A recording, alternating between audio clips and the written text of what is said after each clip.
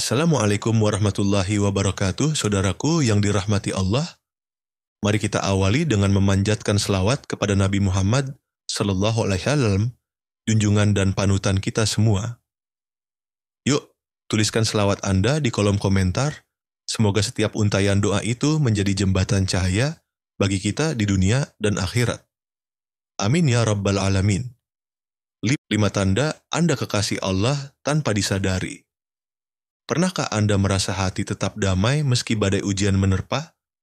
Atau mungkin Anda tiba-tiba dijauhkan dari godaan dosa yang dulu akrab tanpa Anda minta?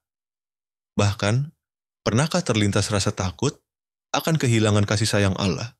Padahal dulu hal itu tak pernah terlintas di benak. Saudaraku, jika Anda mengalami hal-hal ini, bisa jadi Anda sedang melangkah di jalan para kekasih Allah tanpa Anda menyadarinya. Dalam video ini, Tafsir Hidayah akan membahas 5 ciri batin yang mungkin menjadi pertanda kedekatan istimewa Anda dengan Sang Pencipta. Bukan untuk merasa paling baik, tapi sebagai inspirasi bagi kita semua untuk terus mendekatkan diri kepada Allah dengan hati yang tulus, amal yang ikhlas, dan cinta yang mendalam. Siapa sebenarnya kekasih Allah? Itu. Bismillahirrahmanirrahim. Segala puji bagi Allah, Sang Pemberi rahmat dan karunia. Semoga selawat dan salam senantiasa tercurah kepada Nabi Muhammad SAW, teladan kita sepanjang zaman. Tonton video ini sampai akhir, karena bisa jadi Anda sedang menjalani hidup yang sederhana, penuh perjuangan dan keikhlasan. Namun tanpa Anda sadari, setiap langkah Anda sedang diam-diam dicintai oleh Allah.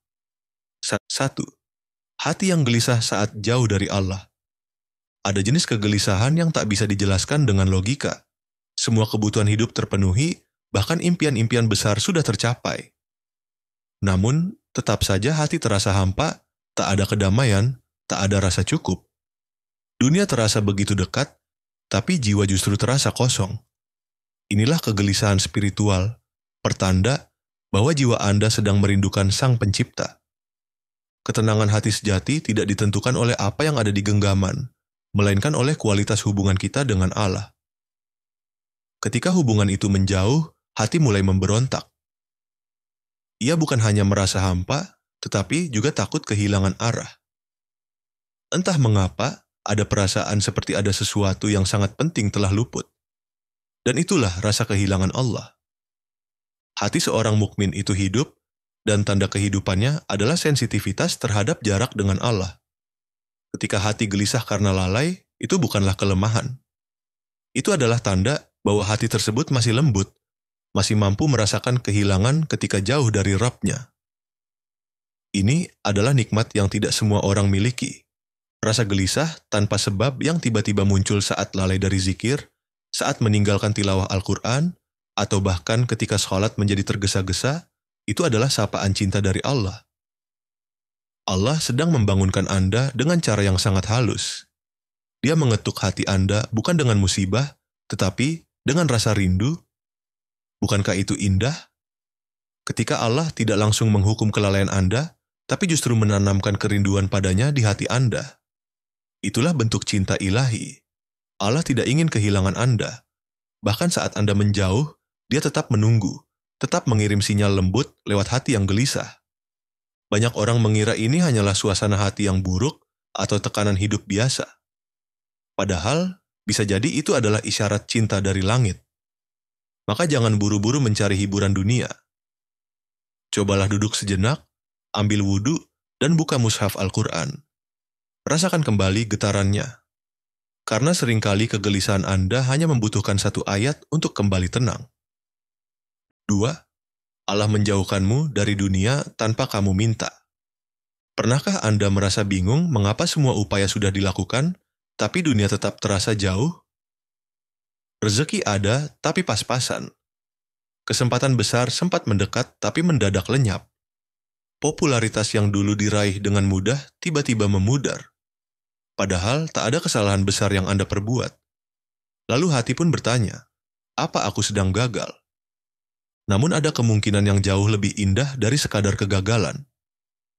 Allah sedang menjaga Anda, menjauhkan Anda dari dunia bukan karena Anda tak layak memilikinya, tetapi karena dia tahu apa yang akan terjadi jika Anda benar-benar diberi.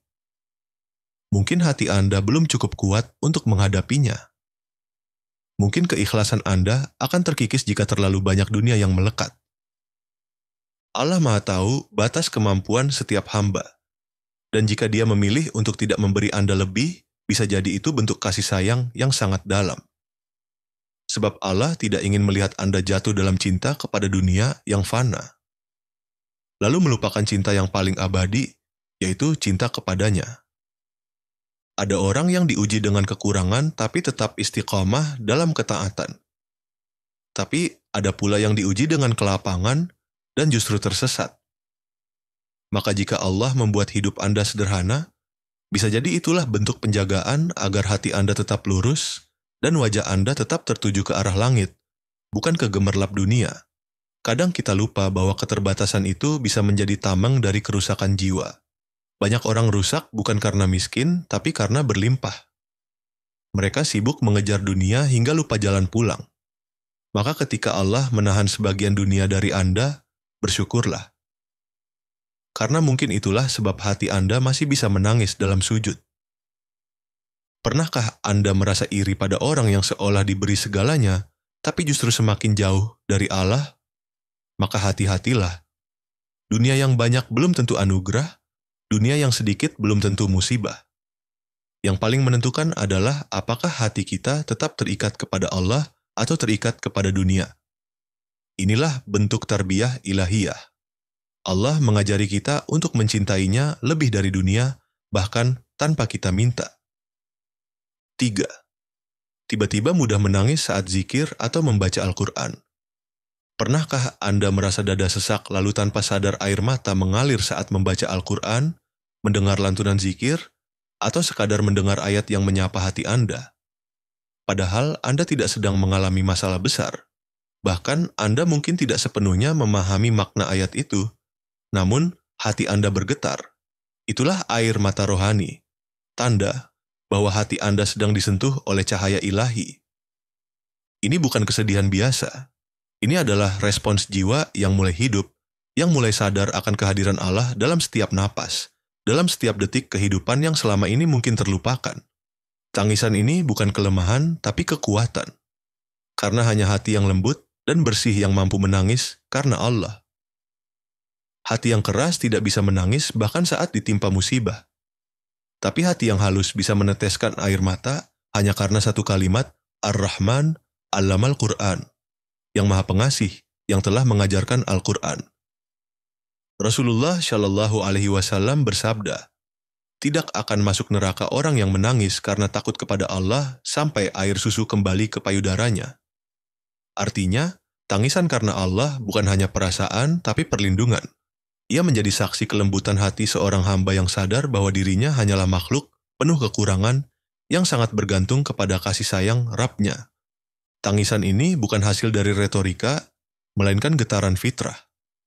Al-Quran tidak hanya berbicara kepada akal, tapi kepada kalbu.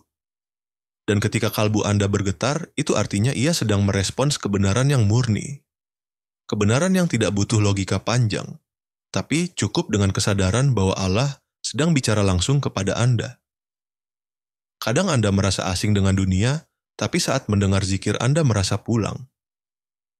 Tangisan Anda saat itu adalah bentuk sambutan roh terhadap rumah sejatinya, yaitu kedekatan dengan Allah.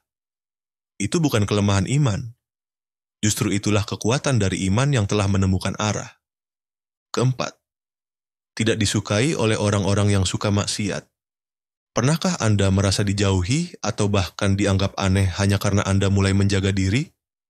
Ketika Anda menolak ikut dalam candaan yang mengandung dosa atau memilih untuk tidak terlibat dalam perbuatan sia-sia, tiba-tiba Anda disebut tidak asik, kaku, atau bahkan sok suci. Itu bukan karena Anda berubah jadi buruk, tapi justru karena cahaya dalam diri Anda mulai menyala, dan cahaya itu mengganggu kegelapan. Orang-orang yang terbiasa hidup dalam maksiat akan merasa tidak nyaman dengan kehadiran orang yang jujur menjaga iman. Bukan karena Anda menyalahkan mereka, tapi karena kehadiran Anda mengingatkan mereka pada apa yang sedang mereka lupakan, Allah. Di saat seperti itu, jangan sedih karena itu bukan penolakan, tapi pemurnian. Allah sedang membersihkan jalan Anda dari lingkungan yang bisa merusak rohaniah Anda. Dia menggiring Anda untuk berpindah dari zona ramai yang penuh kelalaian ke tempat yang lebih sepi, tapi penuh keberkahan dan penjagaan. Rasulullah Shallallahu Alaihi Wasallam bersabda, Islam datang dalam keadaan asing dan akan kembali asing seperti permulaannya. Maka beruntunglah orang-orang yang dianggap asing. Anda sedang menjadi bagian dari orang asing itu, yang tidak mengikuti arus, tapi tetap istiqamah meski harus jalan sendirian.